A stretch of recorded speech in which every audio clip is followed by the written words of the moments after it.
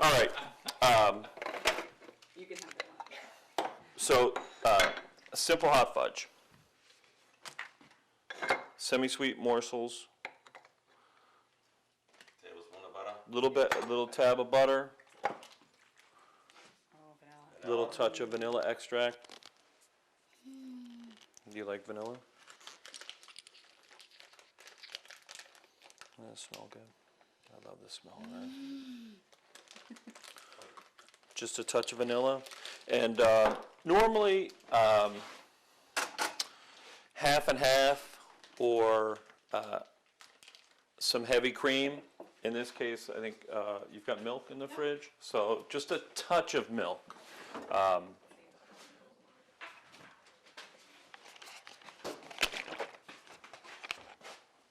Just enough to give it a little bit of liquid to kind of melt into.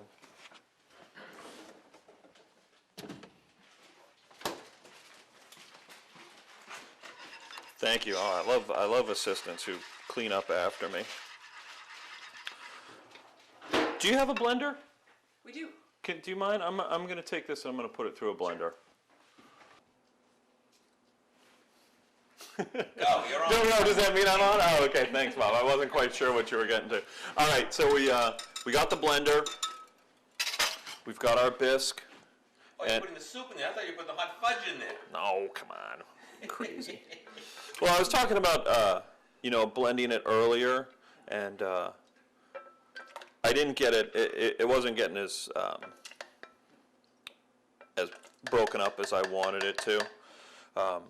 So I am going to run it through the blender. Now, when I do stuff in a blender, especially hot stuff, always a little bit at a time.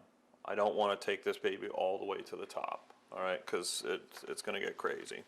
Let it breathe. And also let it breathe, Oh, because what will happen is that the heat will build up in there and it'll start to blow this, and Cover it with a towel. put a I think you've kitchen done this before, Bob. put a kitchen rag over the I top, watch a lot okay? of television. And I'll always start slow. Don't go for, I know you, right? You just want to go full bore right off the bat, don't you? Put it up on 11. Yeah, woo! Come on, let's get this thing to take off now.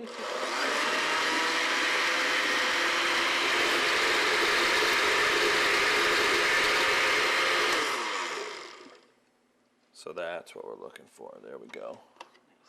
Take a biscuit. There's your bisque. Now, what I will do is, I have my little spoon, so.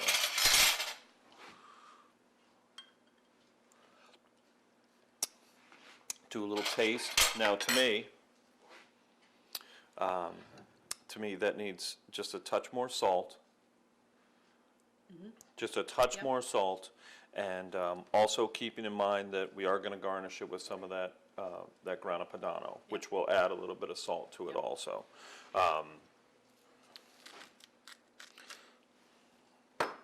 So just a touch more salt. Is that kosher salt that you're using that, or is that? I don't know what you've got in there. Let's say Sea salt? sea salt. Yeah. Okay.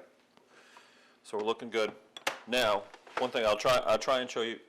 People using a ladle. A lot of people scoop and then put it over the bowl. This is how you use a ladle. You scoop, drop it to the bottom of the bowl. Aha!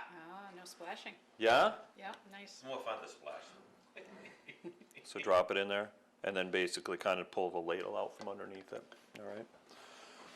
Now, let's see what happened with our little tweel.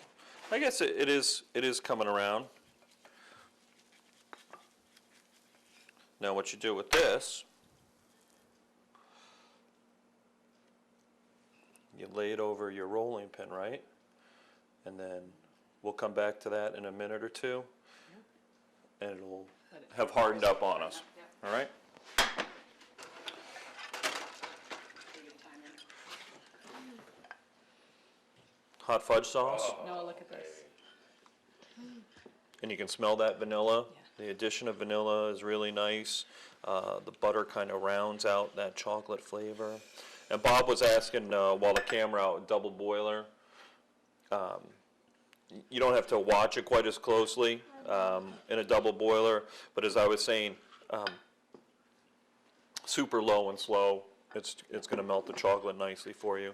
And a lot of times, all you really need to do is get it started.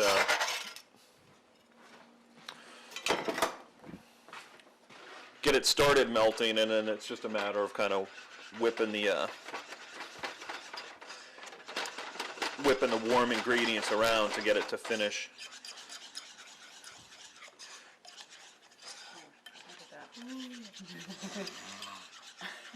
Okay, let's do a little taste test, Somebody shall else we? has a tasting spoon on this. Noah, would you? Okay, careful. It might be a little warm, so just be careful with it, all right? How do we do? Okay, I've got one fan for life. How is it, Noah? How is it? Lovely, excellent. So notice with the continued whipping, you get a nice, nice smooth sheen. All right, and then you can kind of just leave that on the stove top. I don't recommend refrigerating it. It doesn't necessarily come back. I mean, something like that. That's enough for half a dozen hot fudge sundaes or one for Noah. Off of Bob. Oh, look at that. So you notice our Look, tuile started to set up. Noah was timing it. Was that 2 minutes, Noah? I don't know if it was 2 minutes or not, but that's kind of the pretty presentation way if you ever wanted to do something. But in this case, we can just take it and break off a little piece, Put it in the soup. float it on our soup. Nice. So 3 simple kind of recipes: quick butternut squash soup with a little grana padano tuile. The beef stew. Sorry, we can't necessarily show you the end result, but this is kind of the amount of I can't. But just barely bubbling. Almost looks like it's kind of breathing. It just kind of, well, careful. I'll get you some. Don't you worry. No trips to the emergency room so far on the filming of the Gorilla Gourmet.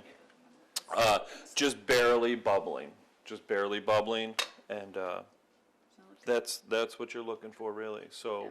About 2 hours, you said. About 2 hours, go back and check and, pull out a piece of meat, and if it's starting to fall apart, just shut it off and leave it be.